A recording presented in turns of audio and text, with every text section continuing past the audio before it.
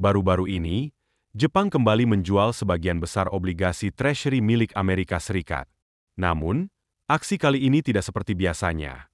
Skalanya sangat besar hingga memicu gejolak pasar global, dengan kerugian yang ditaksir mencapai 1,7 triliun dolar AS. Di tengah kegaduhan ini, Presiden Donald Trump memberikan penyangkalan terbuka, sementara di balik layar, kepanikan diam-diam merayap masuk ke lingkaran elit ekonomi. Ini bukan hanya tentang satu transaksi, tapi sebuah sinyal yang bisa mengubah arah masa depan keuangan Amerika Serikat. Pertanyaannya, mengapa Jepang, salah satu sekutu ekonomi paling setia AS selama puluhan tahun, tetapi tiba-tiba menarik diri dari pasar dolar? Dan apakah ini saat dunia mulai kehilangan kepercayaan pada mata uang Amerika? Pertama-tama, penting untuk dicatat bahwa Jepang bukanlah pihak yang sembrono. Negara ini adalah ekonomi terbesar keempat di dunia, dan selama bertahun-tahun menjadi salah satu pembeli utama utang pemerintah AS secara konsisten. Namun, pada Januari 2025, Jepang memangkas kepemilikan Treasury AS senilai 119,3 miliar dolar, dengan penurunan kuartalan terbesar sejak 2012, berdasarkan data dari Treasury International Capital. Dengan keputusan ini, Jepang secara de facto menyerahkan posisi sebagai pemegang obligasi asing terbesar kepada Tiongkok. Bank Sentral Jepang menyebut langkah ini sebagai bagian dari strategi penyesuaian terhadap kurva imbal hasil domestik. Namun sejumlah ekonom seperti Frederick Naumann dari HSBC menilai bahwa ini lebih dari sekadar kebijakan teknis. Ini adalah bentuk lindung nilai terhadap ketidakpastian fiskal AS yang semakin meningkat. Penjualan besar-besaran ini terjadi setelah serangkaian peringatan diam-diam dari pihak Jepang terkait kebijakan perdagangan AS dan gejolak nilai tukar dolar yang tidak stabil. Laporan Bloomberg mengungkapkan bahwa Jepang kini tengah aktif mengembangkan sistem penyelesaian pembayaran regional berbasis yen, khususnya dengan negara-negara Asia Tenggara. Pesannya tidak disampaikan secara terbuka, namun jelas, Jepang mulai menjauh dari dominasi keuangan Amerika Serikat dan mencari jalur alternatif. Ketegangan ini semakin memuncak sejak November 2024, ketika Departemen Perdagangan AS memberlakukan tarif sebesar 25% terhadap kendaraan listrik EV asal Jepang, dengan dalih subsidi tidak adil dan risiko terhadap keamanan nasional. Langkah tersebut memicu reaksi keras dari Tokyo. Kementerian Ekonomi Jepang secara terbuka menyatakan bahwa tarif tersebut tidak masuk akal secara ekonomi, sedangkan CEO Nissan, Makoto Uchida, memperingatkan bahwa kebijakan ini berpotensi menghukum inovasi dan merusak rantai pasok global yang telah terintegrasi. Konflik EV ini memuncak ketika Toyota mengumumkan terobosan besar, baterai solid state dengan jangkauan 750 mil dan waktu pengisian hanya 10 menit. Teknologi ini langsung mengancam posisi industri otomotif AS yang masih bergantung pada baterai lithium-ion.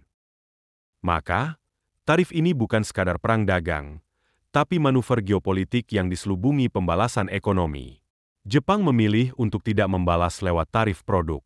Sebaliknya, mereka menekan lewat pasar obligasi, mengirim pesan finansial yang kuat kepada Washington. Perlu dicatat, pada kuartal pertama 2025, Jepang menguasai lebih dari 48% dari seluruh paten baterai solid-state dunia, menurut data Organisasi Hak Kekayaan Intelektual Dunia atau WIPO.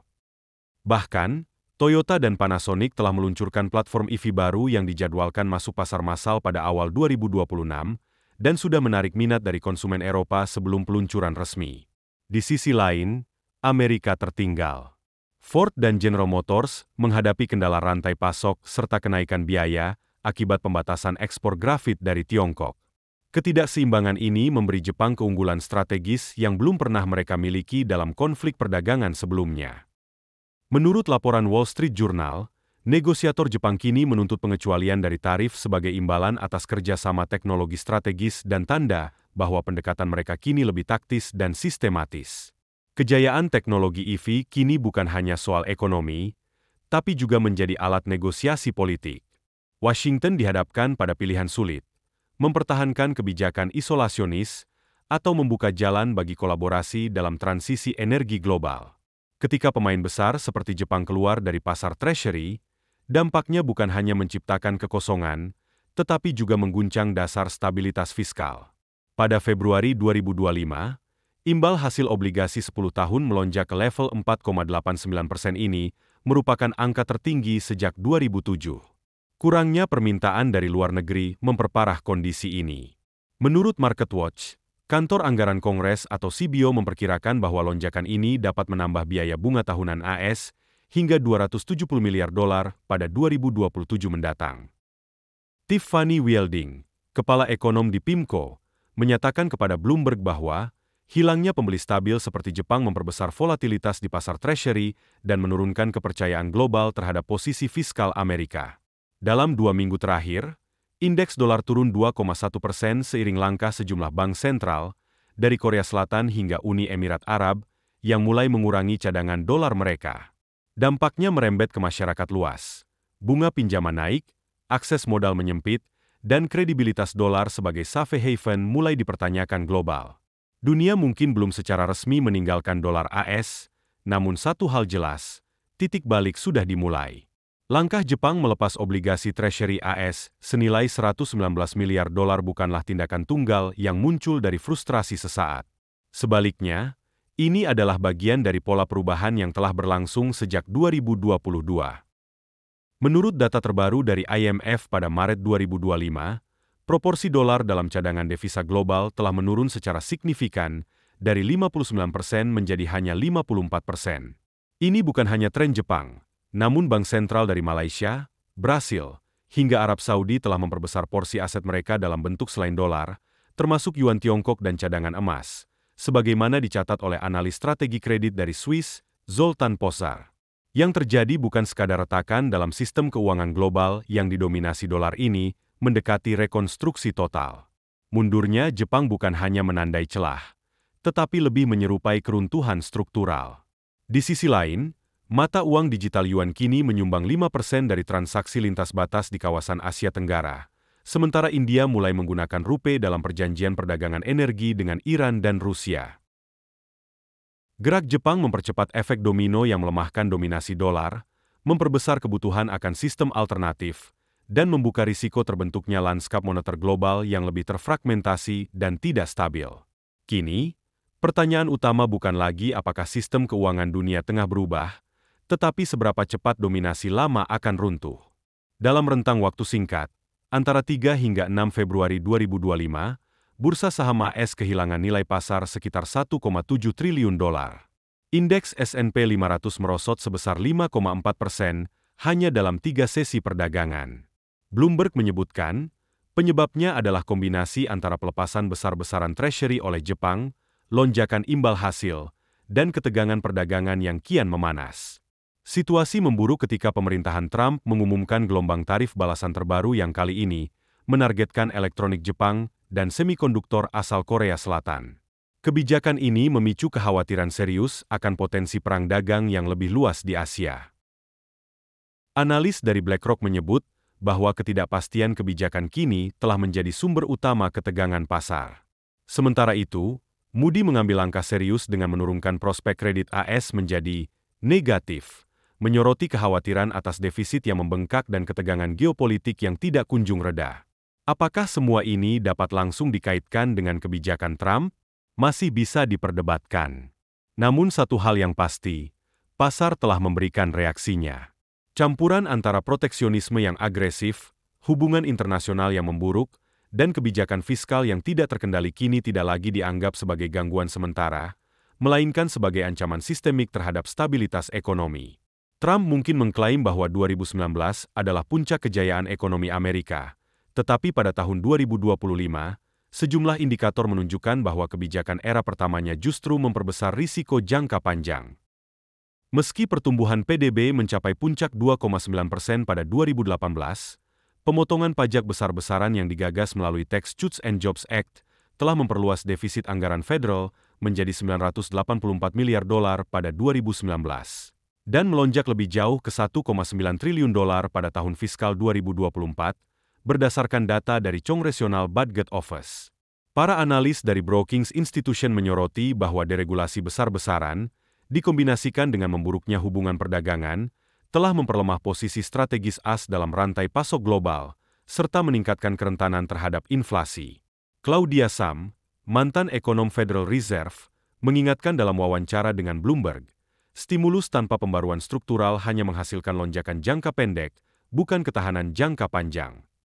Dengan kata lain, Efek kebijakan fiskal yang agresif telah menyembunyikan kelemahan mendasar yang kini mulai menganga seiring hilangnya kepercayaan dunia terhadap pengelolaan fiskal Amerika. Sementara Washington tetap fokus pada upaya decoupling dari Tiongkok, negara-negara sekutu pun mulai mengambil langkah berjaga-jaga. Kanada, misalnya, tidak secara frontal meninggalkan hubungan dagangnya dengan AS, tetapi secara strategis mulai melakukan diversifikasi. Pada kuartal pertama 2025, Ottawa menandatangani kesepakatan interoperabilitas mata uang digital dengan Bank Sentral Eropa dan Bank Sentral Australia, langkah yang bertujuan mengurangi ketergantungan terhadap dolar dan memungkinkan penyelesaian transaksi lintas negara secara digital. Di saat yang sama, Kanada memperluas kebijakan mineral strategisnya dengan menjalin kontrak jangka panjang untuk pasokan litium dan kobalt dari Australia serta Uni Eropa, menghindari risiko tergantung pada ekspor AS yang semakin tidak dapat diprediksi. Data terbaru menunjukkan bahwa volume perdagangan Kanada dengan Uni Eropa di bawah skema SIDA tumbuh 16% secara tahunan, sementara ekspor ke AS justru menurun sebesar 3,4%. Menteri Keuangan Kanada, Chrystia Freeland, dalam wawancaranya dengan The Globe and Mail, merangkum semuanya dengan satu kalimat tegas. Ketahanan ekonomi modern berarti tidak lagi menaruh semua harapan pada satu mitra, bahkan jika itu adalah sekutu dekat. Kanada bukan bermusuhan, tapi melakukan lindung nilai, sebuah respons rasional terhadap dunia yang semakin tidak stabil. Pada Januari 2025, pemerintahan Trump menerapkan tarif impor sebesar 200% terhadap anggur asal Eropa sebagai respons terhadap sanksi Uni Eropa atas pelanggaran privasi data oleh perusahaan teknologi Amerika. Langkah ini memicu ketegangan serius antar benua. Prancis, Italia, dan Spanyol bereaksi cepat dengan mengajukan gugatan resmi ke Organisasi Perdagangan Dunia atau WTO, serta mengusulkan tarif balasan terhadap produk farmasi, alat kesehatan, dan suku cadang pesawat terbang buatan AS. Komisi Eropa mencatat bahwa hanya dalam waktu 1 bulan, surplus perdagangan barang antara AS dan Uni Eropa anjlok sebesar 13,6 miliar dolar. Di sisi lain, CEO Airbus Guillaume Faury memperingatkan bahwa eskalasi ini bisa mengganggu rantai pasok industri penerbangan di kedua belah pihak Atlantik. Sementara itu, produsen anggur California terkena dampaknya secara langsung. Penjualan mereka ke Eropa turun 22% dalam waktu 3 bulan, menurut data dari Dewan Ekspor Anggur AS. Analis dari JP Morgan menyebutkan bahwa aksi saling balas seperti ini bisa memicu perang dagang menyeluruh antara Amerika dan mitra demokratis utamanya. Perseteruan yang awalnya tampak simbolik kini berubah menjadi pertarungan strategis. Seberapa besar risiko ekonomi yang bersedia diambil Trump demi pencitraan politik domestik? Pada Februari 2025, Pengadilan Banding Sirkuit DC mengeluarkan perintah untuk menghentikan penerapan tarif baru atas chip asal Korea Selatan dengan alasan lemahnya dasar keamanan nasional. Namun, Gedung Putih tetap menerapkan tarif tersebut dengan bersandar pada pasal 232 dari Trade Expansion Act, mengabaikan putusan pengadilan. Ini menjadi salah satu momen langka dalam sejarah ketika Presiden aktif secara terang-terangan menolak keputusan pengadilan federal dalam urusan perdagangan. Profesor hukum dari Yale, Bruce Ackerman, menyebut situasi ini sebagai bukan sekadar konflik dagang, tapi krisis konstitusional. Banyak pakar hukum menilai pasal 232 seharusnya digunakan dalam situasi darurat, bukan sebagai alat proteksionisme terselubung, dan reaksi pasar pun tidak menunggu lama. Imbal hasil obligasi pemerintah AS melonjak 29 basis poin dalam sehari, sementara investor global menarik dana sebesar 21,7 miliar dolar dari ETF berbasis saham AS, menurut data dari LSEG. Pesan yang diterima pasar, supremasi hukum di Washington kini tampak bisa dinegosiasikan. Pada 2 Maret 2025, Ketua Mahkamah Agung AS John Roberts mengeluarkan pernyataan publik yang sangat jarang terjadi, memperingatkan tentang bahaya penyalahgunaan kekuasaan eksekutif dalam kebijakan ekonomi. Ia menyoroti kecenderungan pemerintah menghindari pengawasan yudisial atas kebijakan tarif. Roberts menekankan bahwa sikap ini tidak hanya melemahkan kepercayaan domestik, tetapi juga merusak kredibilitas sistem hukum AS di mata global. Pernyataannya muncul seiring meningkatnya kekhawatiran internasional, tercermin dari lonjakan pengajuan atau amicus briefs, dan oleh pemerintah asing yang menyoroti memburuknya kepastian hukum dalam kebijakan ekonomi AS. Kemudian laporan Bank Dunia tahun 2025 menunjukkan bahwa posisi AS dalam peringkat independensi peradilan turun 5 peringkat, kini berada di bawah Kanada. Investor dari Jerman dan bahkan Singapura mulai bersikap lebih hati-hati. Selanjutnya, Swiss Credit melaporkan lonjakan premi risiko pada obligasi pemerintah AS dengan kredit default swap tenor 5 tahun melebar 14 basis poin. Peringatan Roberts bukan sekadar retorika partisan itu, adalah sinyal keras bagi pasar bahwa kepercayaan terhadap Amerika kini tak lagi semata ditopang oleh kekuatan ekonomi, tetapi juga oleh integritas hukum dan pemerintahan. Meski dolar AS masih menguasai 54% dari cadangan devisa global, angka ini sudah jauh menurun dari 61,8% pada 2020. Tren ini terus melandai. Laporan IMF per Maret 2025 mencatat bahwa setidaknya 13 bank sentral, termasuk Brasil, Mesir, dan Indonesia, telah beralih ke perdagangan bilateral menggunakan mata uang lokal atau instrumen digital alternatif.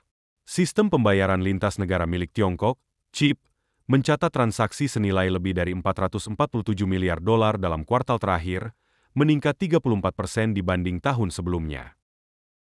Sementara itu, inisiatif BRICS Pay, yang dikembangkan oleh Rusia, India, dan Afrika Selatan, direncanakan akan aktif penuh pada Juli 2025, menyediakan jalur pembayaran global alternatif yang independen dari jaringan SWIFT.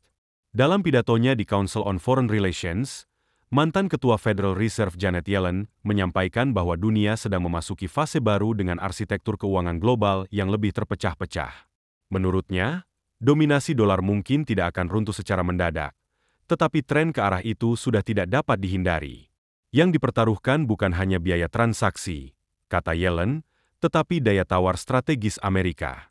Dan ketika itu hilang, tidak ada pusat kendali tunggal, yang tersisa hanyalah zona pengaruh yang saling bersaing, di mana aturan ekonomi global ditulis ulang dalam waktu nyata.